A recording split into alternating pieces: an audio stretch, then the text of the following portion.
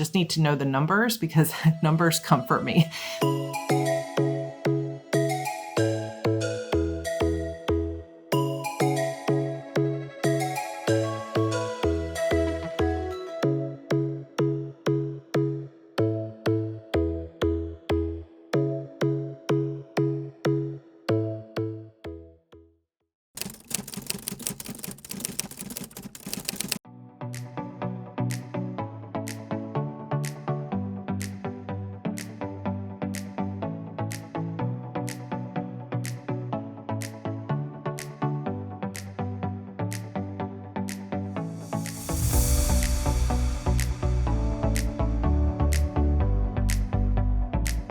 Hey guys, happy day 6, happy Saturday. You're watching this on Sunday, but we can travel back to the past to day 6. So I am up earlier and working earlier this morning than I have been so far the rest of this week because it is double down day today in my word sprints writing group, meaning you're challenged to write double your normal word count. So this morning I went live for 2 hours for double down day and I was working on my plotting notes back here. I have my post-it notes here. I also have a set of note cards that are kind of like my master note cards. So I actually have these in multiple places, but they're basically just note cards that say things like the dramatic question, and then it says the story question that will be answered by the end of the novel. So it's just little bits of pieces of the plotting process, like the argument against transformation, and then I explain what that is.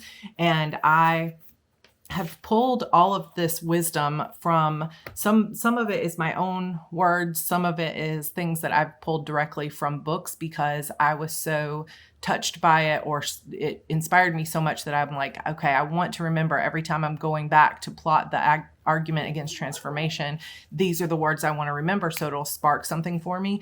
So it's kind of like my own little Cliff's Notes to my favorite plotting books, and I love to use these when I'm filling out my own note cards. So I do have something I brought with me and made before the trip is I have a whole set of note cards. I just hole punch them in the corner and have put them on this little ring here.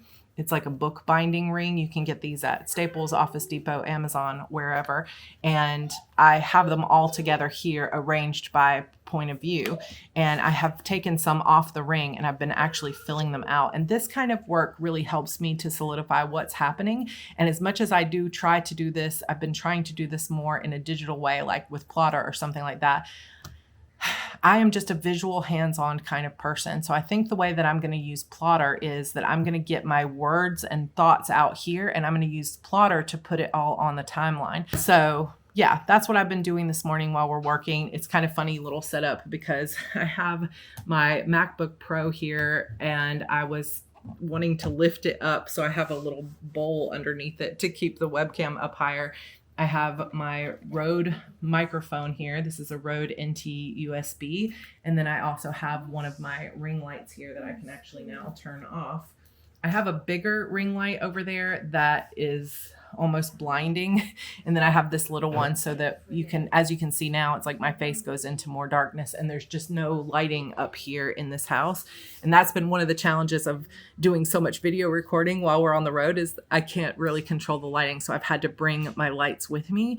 Luckily, they do all break down and go into a small case. So that makes it easier. But this morning was very distracting because the kids were kind of crawling all over me and everything else. So it's like every time I do something like this, I'm like, okay, someday I'm going to have my own space again. But it does make me very grateful for the times when I've had my own office because I know that there are so many people out there that do not. And you work in your living room all the time with your kids crawling all over you. So kudos to you if that is your situation, because I know that that is hard to be productive. But it is Saturday morning. It's raining outside, so we're just having some family time. My plan is to, since I'm up and at 'em, make a salad and something healthy for lunch. I will say after eating healthy most of the day yesterday, minus the popcorn that I had last night, I have felt better this morning. So I'm going to continue on with that healthy eating and hopefully get more of these note cards filled out. It is double down day, so there's going to be sprints going on all day. And I'm hoping that I can spend the next couple of hours working on the plot and then I can really get some word count in because I would love to get back to par. I would need to write about 3,680 words today to get back to where my goal is. If I can write maybe more like 5,000, I'll get a little bit ahead. So fingers crossed. Let's see how it goes. Okay, it is 1:45. I have finished lunch and all the things that I need to do with the family, and the rain has calmed down just a little bit. So I'm going to go out. I'm going to go to the Barnes & Noble because there's a couple things I want to pick up. And I want to go to the Ulta that's there because I have a couple of my makeups that are down to almost nothing. And I'm like, okay, I just need to replace this instead of trying to like get the very last of it. And so I'm going to go a little bit of shopping. And if the Barnes & Noble if the cafe is open and there's not many people there, I'm going to sit and write. But if there's a lot of people there, then I won't stay. I do, of course, have my mask with me. I always carry it around everywhere we go. But sometimes, like at a Panera or at a Starbucks, there have been a couple of times that I've gone out to write, but I don't feel comfortable doing it if there's a ton of people in there, obviously. But when there's only a handful of people and you can stay social distanced, I am fine with it. So I know everybody kind of has their own things that they're fine with or not fine with. And I tend to be okay with it as long as there's not a lot of people in there. So we'll see if it's busy. It is a rainy Saturday though, so I'm not counting on it. But I brought my bag with me just in case, and we'll see how it goes. So let's get going.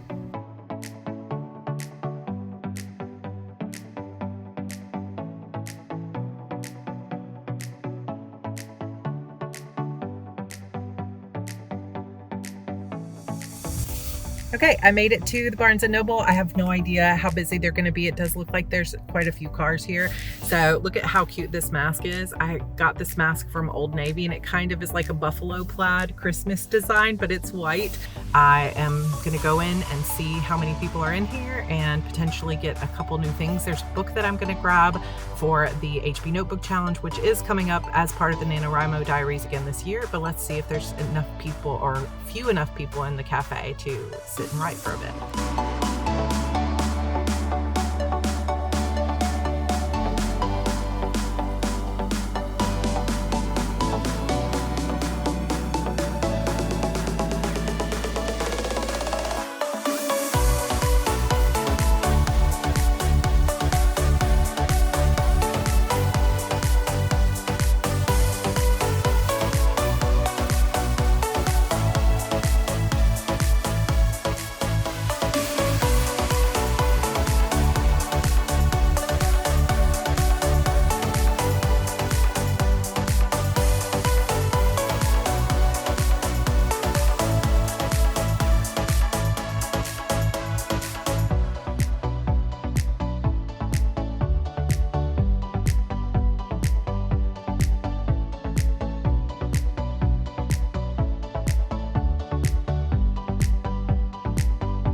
Okay, so I got about an hour's worth of work and some good note cards figured out while I was in there.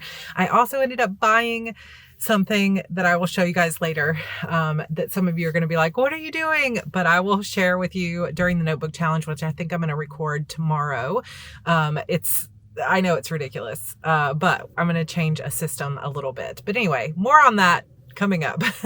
But I got about an hour's worth of work. I feel pretty good about it. And then the cafe was starting to kind of get a little bit busier. You can tell that they've taken out more than half, probably, the tables of what they used to have in there. But still, once people start sitting in the tables next to mine, I feel like it's time to go. That's just my personal preference. I am going to run across the street to the Ulta because I need some makeup. So let's go do that. And then we're going to go home. I'm counting my blessings today, partly because I do this every day, but also just because when you are going through anxiety, it's so good to focus on the good things in life. But number one, so grateful I have a husband that is so supportive of my work and supports me whatever I need. Number two, so very grateful that I have a baby girl who sleeps well and naps well, because I know that not all kids do. And she is still, even at just over 2 years old, sleeping for 2 to 3 hours in the afternoon. And I am so grateful for that because it allows me to get more done. And I'm grateful to be a writer because I just love it. I truly, truly love it. It is so much fun to create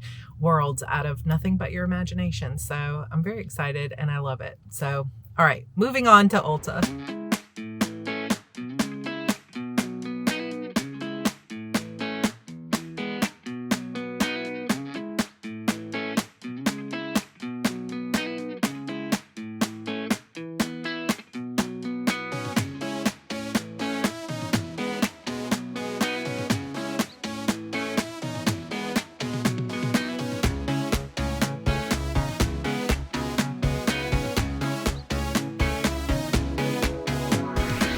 Okay, so I am almost done for the night. It's 10:30. I have not written any words, but I just briefly wanted to kind of go over some of the process of what exactly I'm doing here, and things are covered up so that I'm not giving out spoilers. So let's talk about the process of what I'm doing to try to plot this quickly so that I can start writing again tomorrow.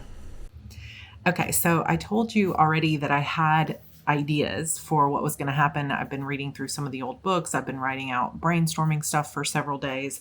And so I'm not starting totally from scratch, but I need to know more of the details to get really going on my plot. So first things first, I mentioned this yesterday. I have a set of note cards here that have basically passages or cheat sheets, shortcuts for my favorite plotting novels. There's no like one system in here. This is from all of those books that I recommend to you in the Plot Your Novel workbook. I can kind of jog my memory when it comes to, okay, what needs to happen in this sequence. Basically, I have this arranged according to acts, and I know where there needs to be rising action and where there needs to be some sort of climax, or because this is a finale, some type of cataclysmic event that is going to change the characters' lives forever. So let me show you that and what that looks like right now. So I've got Act 1 here, and I've got it divided into 2 parts. Act 2, Part 1 is here. So the midpoint or middle part of the novel is going to be right here at the end. So that gives us halfway through. Then we've got Act 2, Part 2, and we have Act 3. So I also have gone through and put here about what the word count is for this particular novel. So I'm giving myself an idea of about 30,000 words per quadrant here. That gives me an idea of how much content, how many scenes I know, just because I have experience writing. So I know kind of how many that is. Then I have the various color-coded things here for the different characters.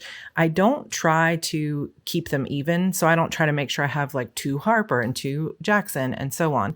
I just try to make sure that the story is told the way it needs to be. And so if there's a scene that has to happen on screen, so to speak, for a character, then I make sure it's here. What I have basically been doing is I have these note cards, which are just blank note cards. And I have been going through and saying, okay, the hook, Act 1. I know what this means. This is the thing that hooks the reader in right from the beginning. And this, of course, in this book, book 12, there was a major cliffhanger at the end of book 11. So I know that this book starts off with a hook, with the characters basically looking at the horror of what happened in the last book. So that's the hook. Then we have the dramatic question and so on. So what I've been doing is going through each of these note cards, like the argument against transformation, and taking a blank note card and writing down what I think that plot point looks like in this book. If it seems to be something that corresponds to one of the main characters, then I am writing that down on the note card with these Erin Condren felt tip markers. Or if I say, okay, I know I'm going to have an argument against transformation moment for Jackson and for Harper in this book, then I would take these dot markers and put several dots on here so that I can color code on a single piece of index card. This is not, all of these cards is not going to get me every single scene of the book, but it will help me to hit the biggest major plot points. And some of them I've just been writing argument against transformation and moving on to the next one because I don't have a clear idea of what that looks like yet in this one. But the most helpful ones for me are to say, okay, where does the book start? And of course, what is the dramatic question? That's kind of easy because I'm so deep into the series. But also, what's the first real sign of the antagonist? It's hard to tell you because, there's all this backstory stuff that I can't really tell you. But what is the villain of the story? What is she up to right now? And when do my characters see her? When does she start meddling in their affairs again? And so that's going to happen somewhere around here. We're going to see that because this is where you break into the second half of Act 1. So this is kind of like a pinch point or an meet the antagonist kind of moment. And then down here at the end of Act 1, we need to have something that catapults the characters into Act 2. So I know there's got to be an event here where everybody goes, oh my God, that just changed everything. And now our whole worlds have to change. And there has to be a massive reaction to whatever happens in this part of the book. And because this is an intense sort of fantasy battle kind of book, it probably needs to be some kind of attack, some kind of fallback, some kind of new information that's revealed, and that's going to go right here. And I wasn't sure exactly where some of those big points were going to be, like where are they going to find this out? So in my head, I was saying, okay, I know there's this information that has to come out, but where does it come? And so it was helping me going through these note cards and putting them onto here. So then when I came home, I was able to kind of place them here on the board. So this is just a quick and dirty explanation. I'm hoping something here will kind of spark for you if you've been having trouble with this. But it's like at this point, I don't need to know exactly how I get from here all the way down to this midpoint. I just need to try to figure out what are these major turning points that shift the story so dramatically that my characters have to recalibrate. Because once I know what those events are, then this part gets a lot easier, because you know what happens right here is the reaction and the fallout and the change of what happens here. So something cataclysmic happens here, or something about their lives changes dramatically. So now we've got a recalibration. We have a reaction to that. They're changing their plans. They're figuring things out. They're trying to understand how they're going to deal with this big attack or this new information. So then you've got all these tests and challenges and different things and allies and skills and things that they're gaining over here until boom, there's another huge life-changing, we're all going to die, or I have to change, I have to understand who I truly am kind of moment that changes the story again. And once I know that, guess what? This whole part is a reaction to this. And this is where you set up everything they're going through, and all their action and choices lead them to this final battle. So once I know those main plot points, the rest of it is just reactions, character development, that kind of thing. And I know that's kind of glossing over it, but hopefully that gives you some ideas of kind of what I'm doing to work on this. So overall, I do feel like I have made quite a bit of progress. I think that I'm going to go to bed with no full words for today, and it's possible that I will have no words again tomorrow, and then we move again on Tuesday. So I've really got to sit and look at, before I go to bed, I need to sit and look at my plans for how many words I wanted to write each day, and see if I can afford to take tomorrow off of words, or if I need to do some plotting during the day and still get a couple thousand words at night, or if it's going to be like, okay, it just adds a couple hundred words onto each day. I just need to know the numbers, because numbers comfort me. I will end the vlog there. I hope you guys have enjoyed it. I hope that your plotting and planning is going well, or if you're pantsing it, I hope your pantsing is going extremely well. Day 6 is in the books, and we are moving on to day 7. Day 7's vlog will actually be the HB Notebook Challenge, and I'm excited to show you some new things that I'm going to be working in this month. So I will see you guys tomorrow. Happy writing. Bye.